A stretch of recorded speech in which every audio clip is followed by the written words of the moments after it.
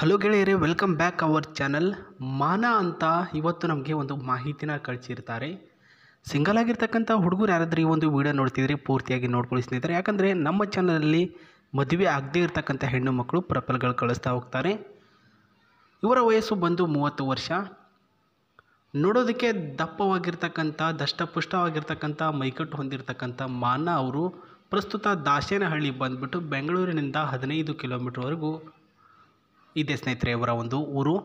So ಪ್ರಸ್ತುತ ಅಲ್ಲಿ ಒಂದು ದಾಸೇನಹಳ್ಳಿಗೆ ಹೋದರೆ ಮಾನ ಕೆಳಗಿನ ಮನೆಗೆ ಅಂತ ಯಾರಿಗಾದ್ರೂ ಕೇಳಿದ್ರೆ ಅವರು ಅಪ್ಟು ಇವರ ಮನೆ ತೋರಿಸ್ತಾರೆ. ಯಾಕಂದರೆ 2013 ಇಸ್ವಿ 2014ನೇ ಇಸ್ವಿಯಿಂದ ಇವರ ತಂದೆಯವರು ಪ್ರಸ್ತುತ ಪೋಸ್ಟ್ಮ್ಯಾನ್ ಆಗಿ ಕೆಲಸ ಮಾಡ್ತಿದ್ರು ಆ ಒಂದು ಊರಿನಲ್ಲಿ. ಹಾಗಾಗಿ ಇವರ ಒಂದು ಮನೆ, ಇವರ ಹೆಸರು ಎಲ್ಲರೂ ಫೇಮಸ್ ಆಗಿದೆ.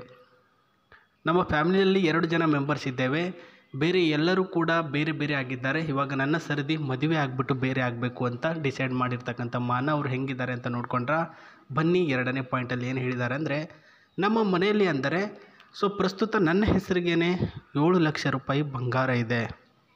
ಸೊ ನೋಡ್ಕೊಳ್ಳಿ ಸ್ನೇಹಿತರೆ, ಇವರ ಕುಟುಂಬದಲ್ಲಿ ಇವರ ಹೆಸರಿಗೇ ಒಂದು 7 ಲಕ್ಷ ರೂಪಾಯಿಯಷ್ಟು ಬಂಗಾರ ಇದೆ ಅಂತೆ. ಮತ್ತು ಖಾಲಿ ಮನೆ ಇರೋದು, ಜೊತೆಗಾರ ಸಹ ಯಾರೂ ಇಲ್ಲ ನನಗೆ ಅಂತ ಹೇಳಿದ್ದಾರೆ.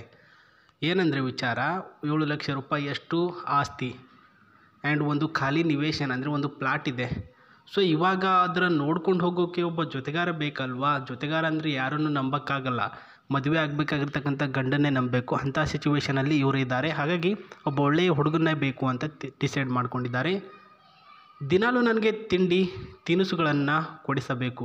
ಸೊ ಮದುವೆ ಆಗಬೇಕಾಗಿರ್ತಕ್ಕಂಥ ಗಂಡು ದಿನಾಲೂ ತಿಂಡಿ ತಿನಿಸುಗಳನ್ನು ಕೊಡಬೇಕು.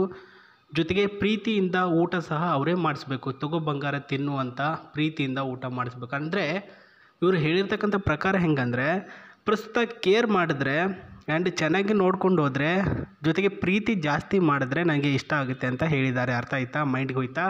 ಸೊ ಇದು ಅವರು ಹೇಳಿರ್ತಕ್ಕಂಥ ವಿಚಾರ ಆಯಿತಾ. ಸೊ ಈ ಪಾಯಿಂಟ್ಗಳು ನಿಮ್ಮ ಹತ್ರ ಅಪ್ಲೈ ಮಾಡಿಕೊಂಡ್ರೆ ಮಾತ್ರ ಅವರು ನಿಮಗೆ ಸಿಗ್ತಾರೆ. ಇನ್ನೂ ಹೆಚ್ಚಿನ ವಿಚಾರಣೆ ಮಾಡಿದಾಗ ನಾವು ಅವರ ಒಂದು ಕನಸಿನ ಕಾರನ್ನು ನಮಗೆ ಫೋಟೋದಲ್ಲಿ ಕಳಿಸಿದ್ದಾರೆ. ಪ್ರತಿಯೊಬ್ಬರು ಕೂಡ ಕಳಿಸಿದ್ದಾರೆ, ಇವರೊಬ್ಬರೇ ಅಂತಲ್ಲ. ನನ್ನ ಚಾನಲಲ್ಲಿ ಪ್ರತಿಯೊಂದು ವೀಡಿಯೋ ಚೆಕ್ ಮಾಡಿ ನೀವು, ಎಲ್ಲರೂ ಸಹ ಕಳಿಸಿದ್ದಾರೆ. ಅದರಲ್ಲಿ ಈ ಒಂದು ಮಾನವರು ಕೂಡ ಅವರಿಗೆ ಇಂಥ ಕಾರ್ನಲ್ಲಿ ಸುತ್ತಾಡಬೇಕು, ಓಡಾಡಬೇಕು ಅಂತ ಒಂದು ಚಿಕ್ಕ ವಯಸ್ಸಿನಿಂದಲೂ ಕೂಡ ಆಸೆ ಇದೆ ಅಂತ ಹೇಳಿದ್ದಾರೆ. ಸೊ ಬ್ರಿಜ್ಜಾ ಕಾರ್ ಇದು ನೋಡ್ತಿದ್ರಲ್ಲ, ಬ್ಯಾಕ್ ಸೈಡಲ್ಲಿ ಒಂದು ಡ್ಯಾಶ್ಬೋರ್ಡ್ ಕೂಡ ಓಪನ್ ಆಗಿದೆ. ಆ್ಯಂಡ್ ಟಾಪ್ ಮಾಡಲಲ್ಲಿ ಫ್ಲೈಯಿಂಗ್ ಆಗಿರ್ತಕ್ಕಂಥ ಬ್ಲ್ಯಾಕ್ ಕಲರ್ ಡಿಸೈನ್ ಕೂಡ ಗ್ಲಾಸಸ್ಸಲ್ಲಿ ಇದೆ ಸ್ನೇಹಿತರೆ. ಸೊ ನೋಡ್ಕೊಳ್ಳಿ ಫಸ್ಟು ಫೋಟೋ ಆಯಿತಾ. ಇವಾಗ ಅವ್ರ ಕುಟುಂಬದ ಮಾಹಿತಿ ಹೇಳ್ತೇನೆ. ತಂದೆಯವರು ರಿಟೈರ್ಮೆಂಟ್ ಆಗಿರೋದು 2020ನೇ ಇಸ್ವಿಯಲ್ಲಿ ರಿಟೈರ್ಮೆಂಟ್ ಆಗಿರ್ತಾರೆ. ಅವರಿಗೆ ಇವಾಗ ಏನಿಲ್ಲ ಅಂದರೆ 25,000ದಿಂದ 30,000 ರೂಪಾಯಿ ಪೆನ್ಸಿಲ್ ಕೂಡ ಬರ್ತಿದೆ ಅಂತ ಹೇಳಿದ್ದಾರೆ ಸ್ನೇಹಿತರೆ. ಸೊ ಅದರಿಂದಲೇ ಒಂದು ಮಗಳಿಗೆ ಮದುವೆ ಮಾಡಬೇಕು, ಅದರ ದುಡ್ಡು ಕೂಡಿ ಹಾಕಿರ್ತಕ್ಕಂಥ ಕಾರಣಗಳಿಂದ ಇವಾಗ ಎಲ್ಲದಕ್ಕೂ ಕೂಡ ಕಾಲ ಕೂಡಿ ಬಂದಿದೆ ಅಂತ ಹೇಳಿರೋದು. ಸೊ ವಿಚಾರಣೆ ಈ ರೀತಿಯಾಗಿ ಹೇಳಿದರು. ಇನ್ನು ಇವ್ರನ್ನ ಕಾಂಟ್ಯಾಕ್ಟಿಗೆ ತೆಗೆದುಕೊಳ್ಳುವಂಥ ರೀತಿ ನಮಗೆ ಬೇಕು ಅಲ್ವಾ. ಸೊ ಯಾವ ರೀತಿಯಲ್ಲಿ ಕಾಂಟ್ಯಾಕ್ಟಿಗೆ ತೆಗೆದುಕೊಳ್ಳೋದು ಅಂತಂದ್ಬಿಟ್ಟು ಇವಾಗ ಹೇಳ್ತೀನಿ ನೋಡಿ. ಮೊದಲನೇದಾಗಿ ಪ್ರಸ್ತುತ ನಾನು ಇಲ್ಲಿ ಏನು ತೋರಿಸ್ತಿದ್ದೀನಿ, ಈ ಒಂದು ಜಿಮೇಲ್ಗೆ ನಿಮ್ಮ ಮಾಹಿತಿಗಳನ್ನು ಕಳಿಸಿದರೆ ಸಾಕು, ಅದು ಡೈರೆಕ್ಟಾಗಿ ಅವರಿಗೆ ಫಾರ್ವರ್ಡ್ ಆಗುತ್ತೆ.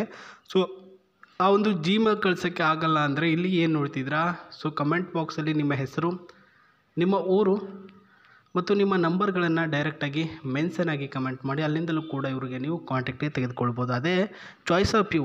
ನೀವು ಯಾವ ರೀತಿಯಲ್ಲಿ ಅವ್ರಿಗೆ ಕಳಿಸ್ತೀರ, ಯಾವ ರೀತಿಯಲ್ಲಿ ಎಕ್ಸ್ಪ್ರೆಸ್ ಮಾಡ್ತೀರ, ಅದರ ಮೇಲೆ ಡಿಪೆಂಡ್ ಅಪ್ ಆಗಿಬಿಟ್ಟು ಅವರು ನಿಮಗೆ ಕಾಂಟ್ಯಾಕ್ಟಿಗೆ ತೆಗೆದುಕೊಳ್ಳುವಂಥ ರೀತಿಗೆ ಸಂಬಂಧಪಟ್ಟಂತೆ ಅವರು ರಿಪ್ಲೈ ಮಾಡ್ತಾರೆ.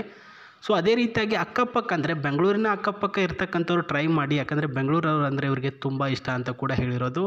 ಸೊ ಮಾನವರು ಕೂಡ ನಿಮ್ಮನ್ನು ಇಷ್ಟಪಡಲಿ ಆ್ಯಂಡ್ ಅವ್ರ ಜೊತೆನೇ ನಿಮ್ಮ ವಿವಾಹ ಕೂಡ ಆಗಲಿ ಅಂತ ನಾನು ಕೂಡ ಆಶಯ ಪಡ್ತೇನೆ. ಆ್ಯಂಡ್ ಕಾರು ಕೂಡ ನೋಡ್ಕೊಳ್ಳಿ ಸ್ನೇಹಿತರೆ.